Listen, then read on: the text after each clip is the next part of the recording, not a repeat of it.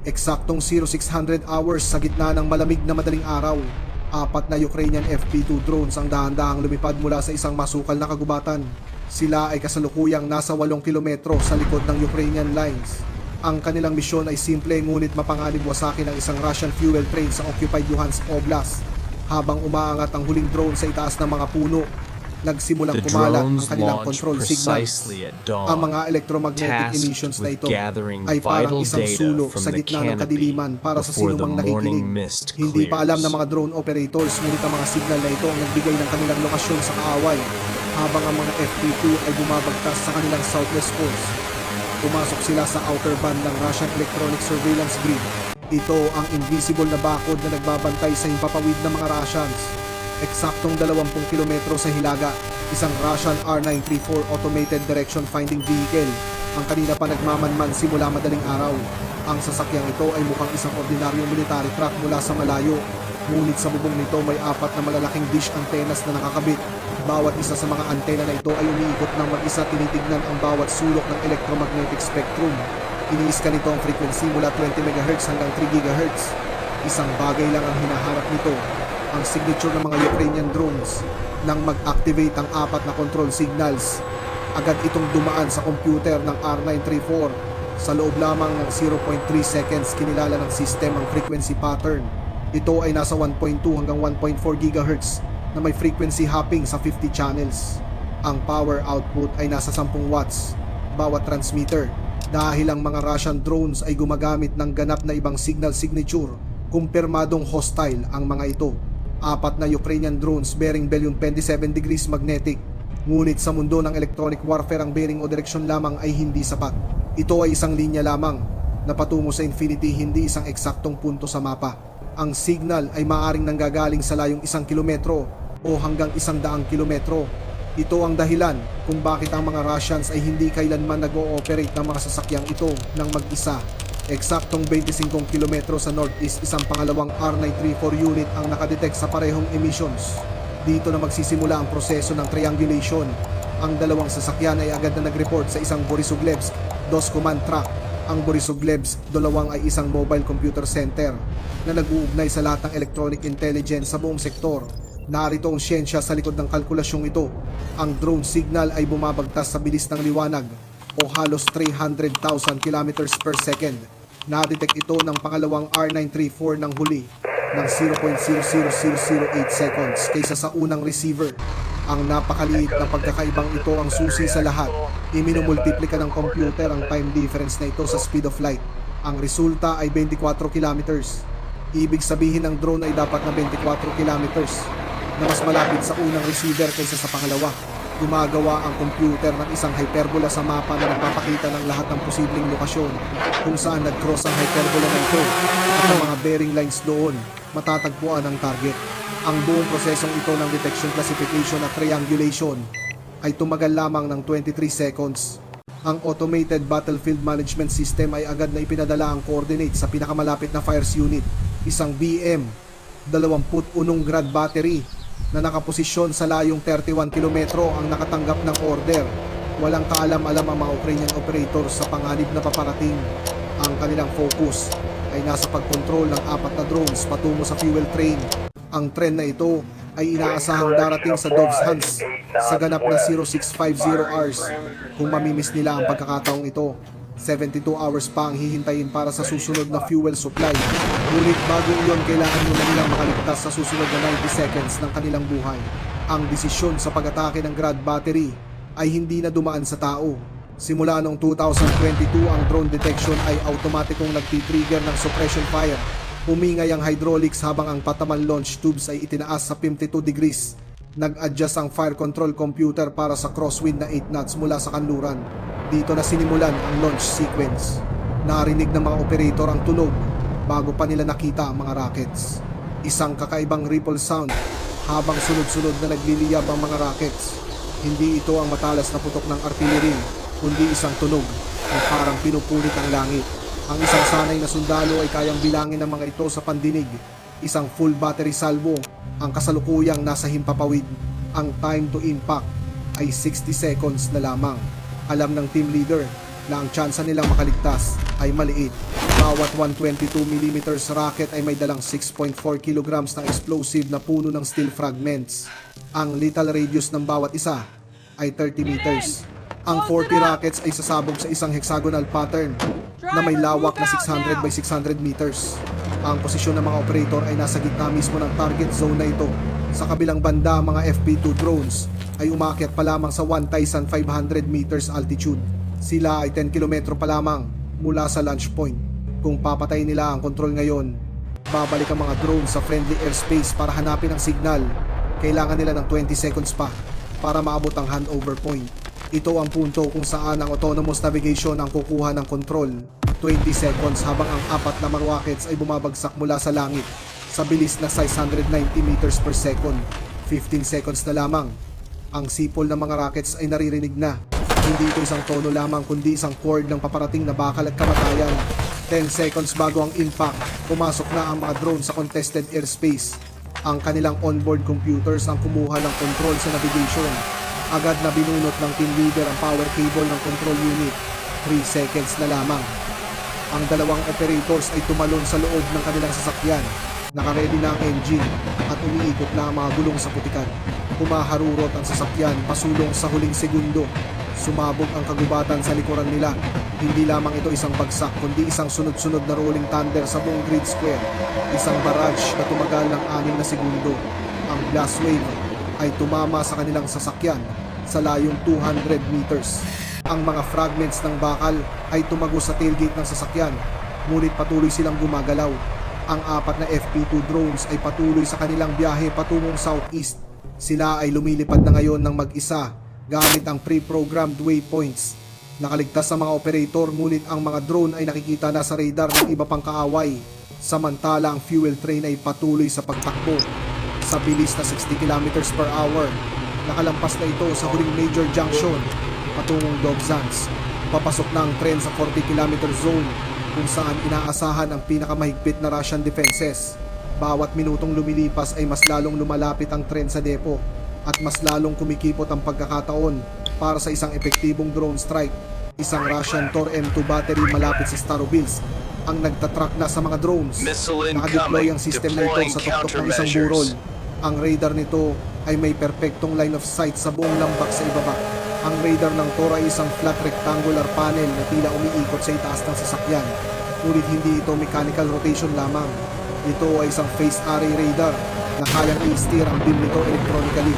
Isipin ito bilang pagkakaroon ng 100 flashlights na kayang itutok sa iba't ibang direksyon ng sabay-sabay. Kinokontrol ng computer kung aling flashlight ang bubukas at kailan. Gumagawa ito ng focus beams na nag-i-scan sa langit 3 beses bawat segundo. Gayunpaman, ang fire control system ng Tor ay may isang partikular na limitasyon. Kahit kaya ng search radar na mag-track ng 48 targets, ang engagement radar ay limitado lamang. Ang Ka-band system na ito na tumatakbo sa 35 GHz ay 4 na targets lamang ang kayang atakihin. Bawat illuminator ay isang narrow pencil beam na dapat nakatutok sa target hanggang sa sumabog ang missile. Kung maputol ang beam ng higit sa 0.5 seconds, mawawala ang guidance ng missile at ito ay sasabog ng kusa. Ito ay isang mathematical problem para sa mga Russians. 4 na drones na lumalapit sa magkakaibang altitude at angles ay naghahati sa atensyon ng Tor. Isa pa, ang vertical tracking speed nito ay mas mabagal kaysa sa horizontal speed. Alam ito ng mga Ukrainian operators kaya gumagamit sila ng flight profiles na susubok sa limitasyong ito. Pinanood ng Russian operator ang 4 na contacts na lumalapit sa tactical formation. May isang mataas na drone sa 2,000 meters altitude na lumilipad ng diretso sa bilis na 180 kilometers per hour. May isa sa gitna sa 500 meters na bahagyang gumagalaw pakaliwat pakanan at 2 mababang drone sa 200 meters na gumagamit ng mga burol bilang cover. Biglang bumaba ang 2 mababang drones nang mas malapit sa lupa. Alam ng operator na na-detect ng mga drone ang kanyang radar lock.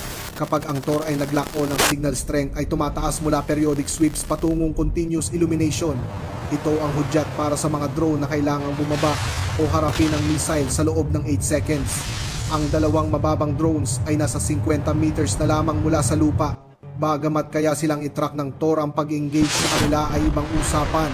Ang pag-track ay nangangailangan lamang ng radar pulses na tumatalbog sa target. Ngunit ang pag-engage ay nangangailangan ng dedicated fire control channel. Ang Tor ay may 4 lamang na fire control channels, parang pagkakaroon ng 4 na laser pointers para sa 48 na pusa. Laban sa 4 na drones dapat ay sapat na ito. Ngunit ang geometry ng bawat drone ay ginagawang masalimuot ang sitwasyon. Ang mataas na drone ay masyadong diretso ang lipad, isang malinaw na decoy. Ang mga mababang drone ay pabalik-balik na nawawala sa likod ng mga bundok. Ginamit ng commander ang rifle fire doctrine upang makasiguro sa target. Mag-launch ng 2 missiles, tignan ang resulta bago mag-launch ng panibagong dalawang 9M338 missiles ang mabilis na lumabas mula sa vertical launch tubes. Ang mga missiles na ito ay hindi direktang hinahabol ang target para makatipid sa fuel. Sa halip, umaakyat sila sa isang kalkuladong punto sa itaas bago bumulusok pababa. Ang downward angle ay nagbibigay ng mas magandang radar return mula sa itaas na bahagi ng drone. Ang gravity ay nagdadagdag din ng 200 meters per second sa bilis ng missile bago ang impact. Ang mataas na drone ay hindi nagbago ng direksyon sa 2,000 meters. Ang proximity fuse ng unang missile ay nag-trigger sa layong 5 meters. 18 kilograms ng tungsten fragments ang sumabog sa bilis na 2,000 meters per second. Ang unang FP2 ay nagkapira-piraso at naglaho sa radar. 10 kilometro sa silangan ng fuel train ay tumatawid na sa Svatove bypass. Kailangan ng mga natitirang drone na mauna sa locomotive sa loob ng 30 minuto. Ito ay kung makakaligtas sila sa susunod na 30 seconds ng labanan. Ang puting usok mula sa missile launch ay makikita sa layong 30 kilometro. Dahil dito, ang 2 mababang drones ay agad na pumasok sa Adar River Valley. Ngunit ang isang drone ay biglang tumaas bago pumasok sa lambak. Nakita ng computer nito ang mga power lines na nakaharang sa daan. Kailangang tumaas sa 80 meters para malampasan ang mga kable bago muling bumaba. Sa loob ng control room, nakita ng radar operator ang paglaho ng mga drone sa kanyang screen. Ang bangin ng ilog ay 30 meters na mas mababa sa nakapaligid na lupa. Dahil sa kurbada ng mundo, lumilikha ito ng radar shadow na 45 meters ang taas. Kahit gaano kabilis ang radar beam ng Tor, hindi nito kayang lumiko sa paligid ng planeta. Ang middle drone naman ay sinubukang umiwas sa pangalawang pares ng missiles. Bumaba ito mula 500 meters patungong 200 meters sa bilis na kaya nito. Ngunit ang computer ng Tor ay nakalkula na ang posisyon nito 11 seconds sa hinaharap. Eksaktong dumating ang missile sa predicted point. Isa pang pagsabog ng tungsten at ang pangalawang drone ay nawala na rin. Ang 2 natitirang mababang drones ay biglang huminto sa anumang maniobra. Ang mataas na drone na kanilang decoy ay nawasak na.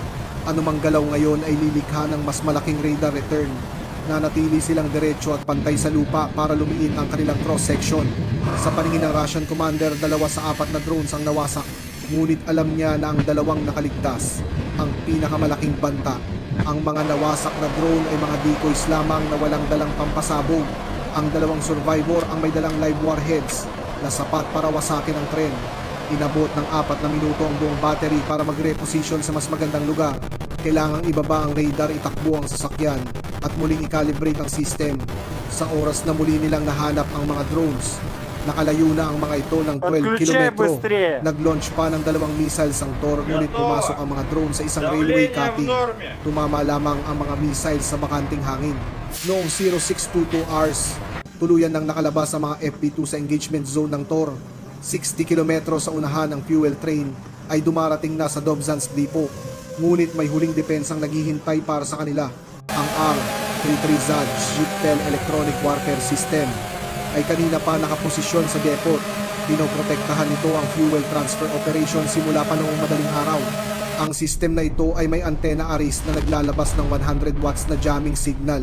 Sakop nito ang 30 km radius sa paligid ng depot. Noong 0640 hours pumasok ang 2 FP2 sa jamming zone na ito. Ang kanilang GPS receivers na kumukuha ng signal mula sa 8 satellites ay biglang nawalan ng signal. Static na lamang ang naririnig ng mga receivers dahil sa lakas ng jamming. Ang GPS satellites ay nasa 20,000 kilometers ang layo at may 50 watts lamang na signal. Pagdating sa lupa, ang signal na ito ay mas mahina pa sa signal ng inyong TV remote. Ang Zhutel naman ay naglalabas ng 100 watts mula sa layong ilang kilometro lamang. Parang sinusubukang tignan ng isang flashlight sa buwan habang may searchlight na nakatutok sa iyong mukha. Dahil dito lumipat ang mga drone sa Inertial Navigation System o INS. Gumagamit sila ng accelerometers at gyroscopes para mapanatili ang tamang direksyon. Ngunit ang INS ay may tinatawag na drift. Bawat minuto nagkakaroon ito ng 10 meters na error sa kalkulasyon.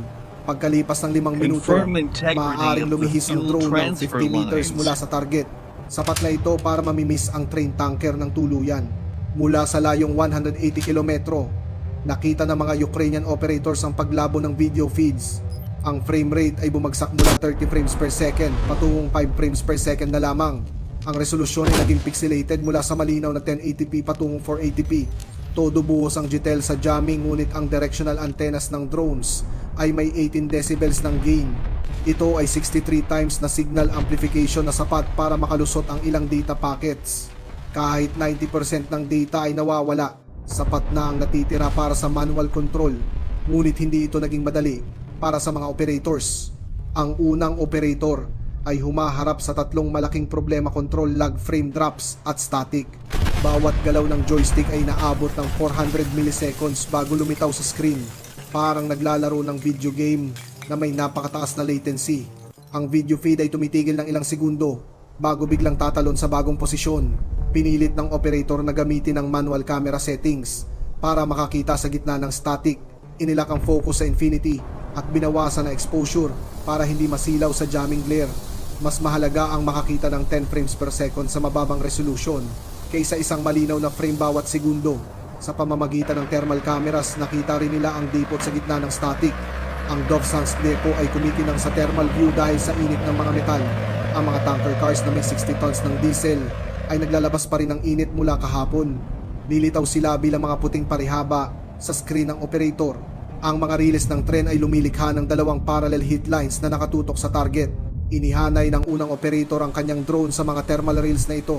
Ang video ay parang isang mabagal na slideshow: dipot static, dipot static. Ngunit sapat na ito para mapanatili ang alignment sa gitna ng formation. 300 meters na lamang ang altitude at papalapit na sa target. Sa kabilang panig, nakita ng GTEL operator ang signal ng drone sa kanyang analyzer. Sinubukan niya ang lahat ng uri ng jamming barrage, jamming spot jamming at sweep jamming. Ngunit ang FP2 radio ay tumatalo ng 1,000 beses bawat segundo sa 50 channels. Kahit i-jam ang 40 channels ng sabay-sabay, may 10 channels pa rin malinis bawat millisecond. Ito ang butas na ginagamit ng mga data packets para makarating sa operator. Ang mga Russian soldiers sa depot ay kasalukuyang nag-aalis ng diesel mula sa tren patungo sa underground storage. Ang ZTEL equipment ay nagsisimula na ring uminit dahil sa bigat ng trabaho nito. Dalawang drones 5 kilometro na lamang ang layo, 90 seconds bago ang impact. Noong 0645 hours, ang unang FP2 drone ay tumama sa pangatlong tanker car. Ang bilis ng impact ay nasa 67 meters per second. Ang 10.5 kilograms na warhead ay lumikha ng 50 psi ng overpressure. Ang mga tanker cars ay ginawa lamang para sa maximum na 15 psi. Dahil dito, hindi lamang sumabog ang tanker, kundi tila ito pumutok na parang lobo. Nag-spray ito ng 60 tons ng diesel sa isang 100 meter cone. Ang nagminingas na krudo ay umagos sa mga riles at sa ilalim ng iba pang mga sasakyan. Dahil sa matinding init, bumukas ang pressure relief valves ng iba pang tankers. Inilabas nito ang fuel vapor ng direkta sa mga apoy na lalong nagpalakas sa sunog. Sa loob ng 30 seconds, 5 tanker cars na ang nilalamon ng higanting inferno. Ang pangalawang operator ay nag-antay ng eksaktong 30 seconds pagkatapos ng unang impact. Kailangan niyang humupa ang mga unang pagsabog para makakita ng maayos. Sa pamamagitan ng thermal sensor, hinahanap niya ang fuel transfer building sa gitna ng usok. Nang makita ang hugis ng gusali, agad niyang itinulak ang joystick pasulong. 20 seconds ang lumipas, dumating ang pangalawang FP2 mula sa silangan. Nakita ng operator ang napakalaking thermal bloom mula sa nasusunog na tren. Pinuntirya niya ang upwind position para mas lalong kumalat ang apoy sa buong dipo. Bumulusok ang drone mula sa 400 meters altitude. Impact sa ganap na 0646 hours. Ang gusali ay may lamang 500 tons ng diesel fuel. Ang unang pagsabog ay nagpalobo sa mga pader ng tangke. Pagkatapos ay naabot ng fuel-air mixture ang perfectong ratio para sa isang mass destruction. Ang secondary explosion ay naging napakalakas na bumasag ito sa mga bintana sa layong 3 kilometro. Sa loob lamang ng 1 minuto, nawala ang libu-libong galon ng crudo. Napilitan ng mga Russians na itigil ang kanilang mga operasyon sa sektor na iyon dahil sa dalawang drones na nagkakahalaga lamang ng ilang libong dolyar. Nawasak ang logistics ng isang buong dibisyon. Hanggang sa muli.